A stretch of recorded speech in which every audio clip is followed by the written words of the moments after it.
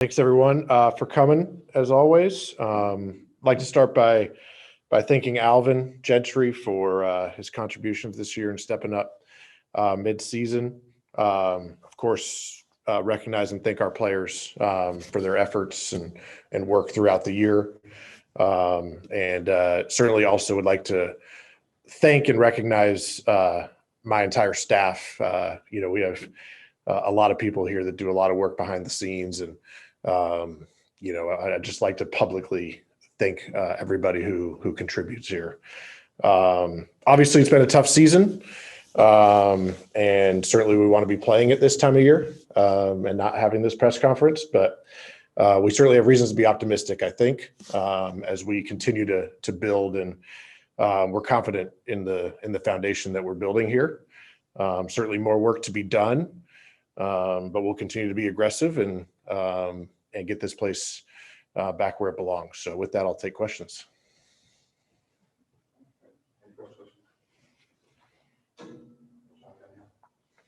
Hey, Monte, just when you look at what you guys were able to accomplish once you brought Domantas in, kind of the shift that represented, how do you feel that went? And did that, I don't know, the confidence in that move going forward, was it a kind of a double down on some of those thoughts?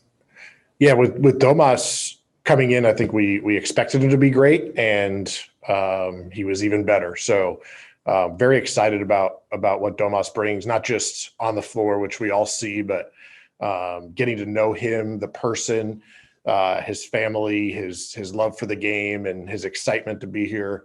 All that stuff is exactly what we want to bring into the organization. And so now it's our job to continue building out around him. Monte, does having Domas and De'Aaron, does that make life a little easier going into this offseason, that you at least have two building blocks? Yeah, absolutely. And we talked about that at the deadline, right? That bringing in Domas, having De'Aaron, the Fox and the Ox, they've already, like, from day one hit the ground running. I think De'Aaron averaged almost 30 points a game with Domas, right? And so that's a fantastic foundation. And we've seen other guys. Harrison had some of his biggest games with those two together. Davion, Trey, all these guys, I think those two make others better. We obviously need to continue to find more pieces around them. But certainly having those two as a foundation, we can continue to build on. And we haven't seen, you haven't had your own coaching hire yet. So 2 years in, we still haven't seen what your type of style or what you're looking for. Do you have any ideas that you can share with us about what you're kind of hoping to bring in here as the next head coach? Yeah, I think really what we're going to do is we're going to run, like every decision we make, we're going to run a comprehensive and very process-driven coaching search. And we are going to let that run its course. We're going to take as long as we need to find the correct person to lead this organization, the team on the floor. And I'm excited to see what, the people that we talk to, what their vision is for the team as well. You talk about vision as far as philosophy, because I know almost a year ago from this in this situation, you was a little distraught, a little upset. What about bringing in someone with defensive qualities and stuff like that? Or I know you're probably looking for the full package, but as far as addressing some of the issues that have been going on with this organization on the floor, defense has been a humongous, monumental issue. Are you looking for a coach who have that passion, that vision in mind? Yeah, I'm not putting any particulars in on that. Like I said, we're going to run this process. We all know what we need to get to. There's certain things that need to be fixed, but there's also multiple ways to win this league. We want the coaching candidates that we do bring in to bring their own style, tell us how they want to do this. We'll talk with them. And ultimately we're going to bring in somebody who's going to win, however they and we want to do that together. Yeah, Monte, yesterday De'Aaron talked that he thinks most winning teams are kind of built the same. There's 2, 3, maybe 4 guys, and then a lot of length and shooting after that. Where do you guys feel like you're at in that process? If you agree, do you need to add more to that 2 or 3, or maybe focus more on the length and shooting? Yeah, I think we, as when I answered James' question, I think there's lots of guys that fit with De'Aaron and Domas. They're fun and easy to play with. I think we certainly have players on this team that fit great with them, and we'll continue to go and like we do every offseason through draft, trade, and free agency, we'll continue to try to add others. You mentioned it. I think shooting, we can clearly acknowledge will be a huge priority. It's a priority for every team, but certainly around those two guys, shooting will be a big one. Length, athleticism, versatility. We've talked about all that as well. And obviously you want the whole package, but shooting will be a big priority for us. And then when it comes to your draft philosophy, you mentioned Davion Mitchell being in your eyes best player available last year. Can you just kind of define what best player available means, like whether it means long-term throughout their career or how they can immediately impact a team? Yeah, I think for us, the draft is one of the few times that you can add, usually a younger player, right? Often guys, when they reach free agency, they're multiple years into their career. And so, somebody like Davion, already an impactful winning player, and then the work ethic, the character, all that to continue to grow. So, I don't know if it's, we want a guy who's going to impact from day one and hopefully for years and years to come. So, it's hard to give maybe a very specific answer there, but we want the player that's going to come in and, and help us, not just for 1 year or not just 5 years from now. So best player for us is the guy that's going to do that regardless of position and different things like that. On the coaching search, is previous head coaching experience going to be part of the criteria? I know you said you want to kind of leave it open and maybe a little bit undefined, but are you looking for someone who's done this before? No, I appreciate the question. And, I think there's a lot of characteristics that coaches will bring to the table. We've seen successful coaches from many different backgrounds. So again, we're not going to put any specifics or priorities on that. We're going to interview like I said, it's going to be very comprehensive. We're going to have a lot of, people that we're going to talk to, and we want to let them tell us what they're excited about the team, as well as, certainly our own thoughts. And on looking at the backcourt with Fox and Davion, is that a pairing that you think could work together as a starting backcourt, or do you more envision kind of a situation where you've got one in the starting lineup and the other is maybe Davion is a big punch off the bench long term?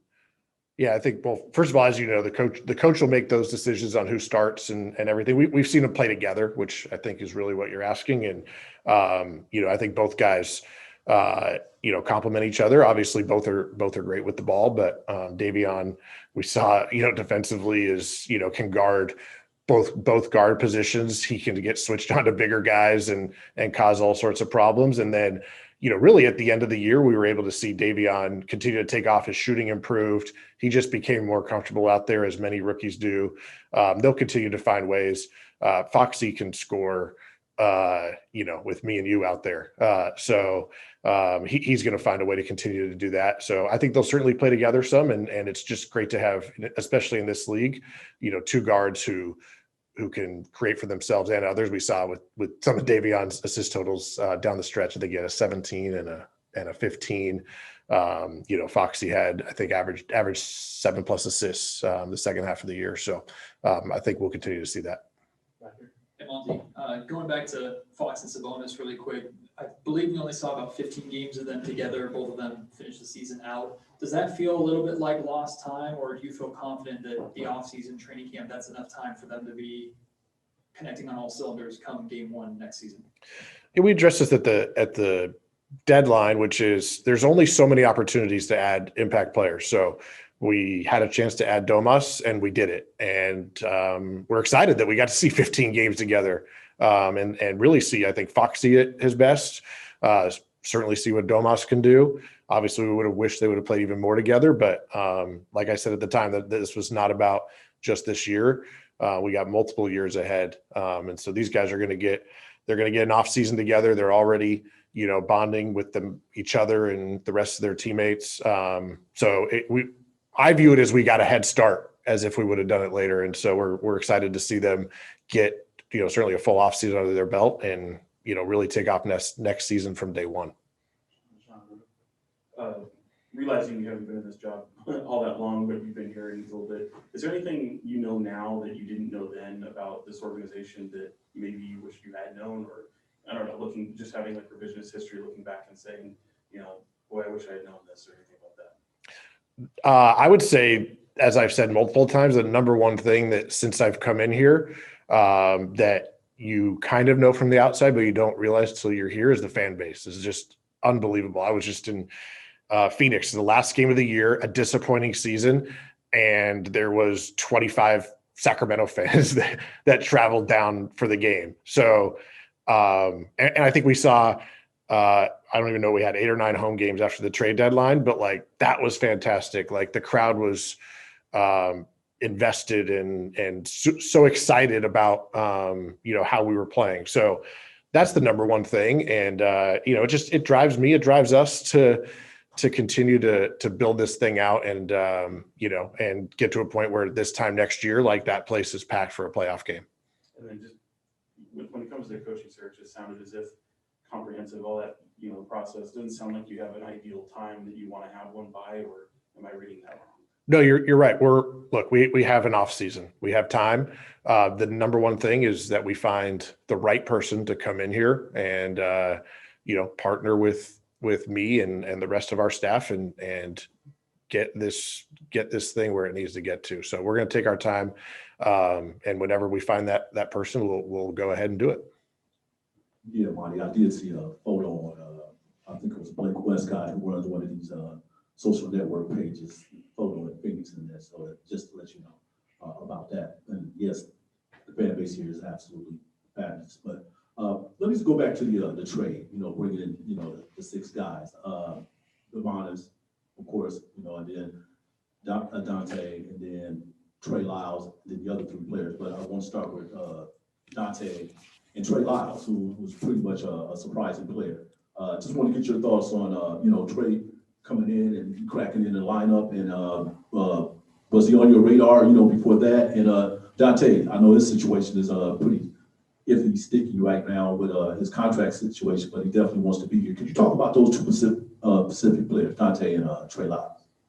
Yeah, Trey, I think it was great to see Trey down the stretch. As we've been talking about, we're looking for shooting, right? And Trey is, somebody who combines the size, of a power forward with the ability to shoot like a guard. And he had some huge games, not just shooting the ball, but I think he had 18 rebounds in a game.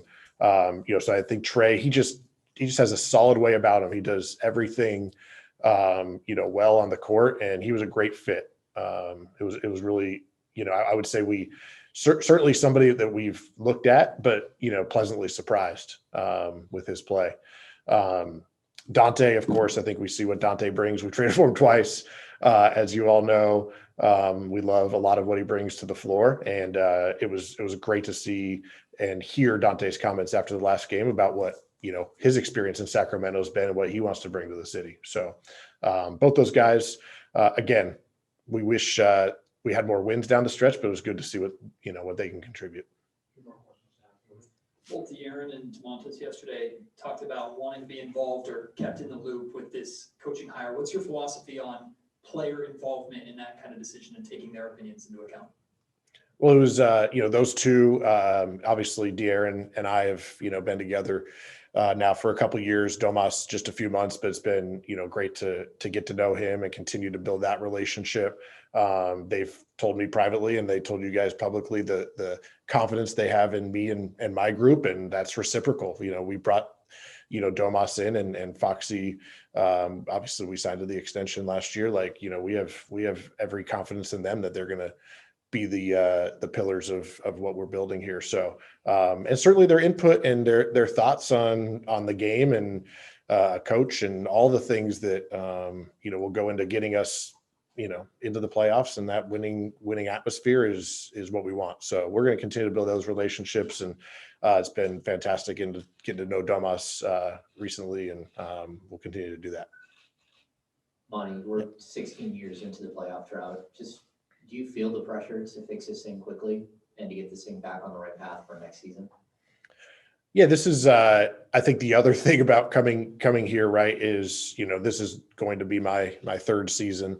But we always want to acknowledge, right? Like you said we, right? Like the Sacramento community and fan base, it has been 16 years, right? And so for us, we want to acknowledge that. What we don't want to do is let that cloud our judgment. We're going to be aggressive, like I talked about. We have to remain disciplined, right? There's no, there's no easy button to go and fix this right away. So when those opportunities are there, we're going to pounce like we did at the deadline, and we are going to continue to look for those. As far as the pressure, I think it's, I would say it's like a good pressure that, yeah, we want to get back there as soon as we can, but we need to do it in a way that we stay there. We continue to grow. This is not a 1 year, blip that we, completely mortgage the future for. We're going to do this in a way that we're already building a foundation. I think it started at the deadline, and we're going to continue to do that so that we can have a long run in the playoffs. Okay, we'll do 2 more on zone. Christos, go ahead. Hello, McNair. Thank you for your time, first of all. A super question for you.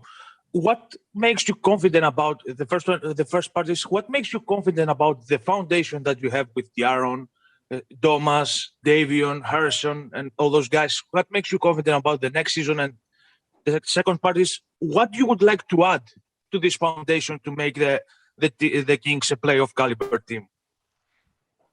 Yeah, what makes me confident is what those guys did in spurts. Obviously they weren't as healthy as we would have liked down the stretch, but what we saw, a lot of positives.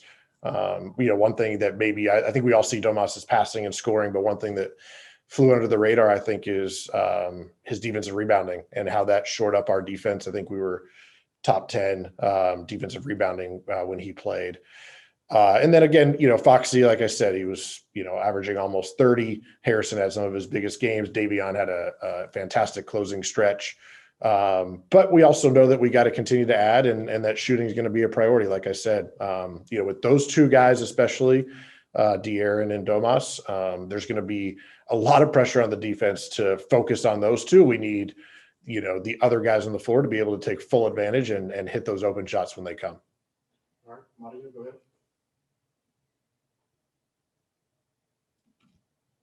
Mario. Thank you. Okay, sorry. Monte, is Alvin Gentry still expected to be part of the Kings organization? And I have a follow-up. Yeah, no, appreciate the question. I will say Alvin, stepped up midseason. Really appreciate that. He's been, a great leader on and off the court. Through his 30 plus years of coaching, Alvin's got, a great spirit and knowledge and just a fantastic way about him. So I won't speculate on that, on what his role will be going forward, but I would like to, compliment Alvin and thank him for that. And my follow-up is, what about his coaching staff? Do you expect to keep any or some of them, or are you going to allow the new coach to name his staff? Yeah, so I spoke with our entire coaching staff yesterday. Obviously, a difficult situation for them, but I'll tell you what I told them, which is that we're going to run this coaching search. When that coach is in place, then we'll work with that coach to fill out the remainder of his staff. So, obviously a tough situation, but that's going to be our process, and we're frankly excited to get started on that and the rest of our offseason, because I think the foundation we're building here, continue to build, is going to be something that's going to get us where we need to go. All right, thank you, Monte. All right, thank you, everyone. Thanks, everyone. Appreciate it.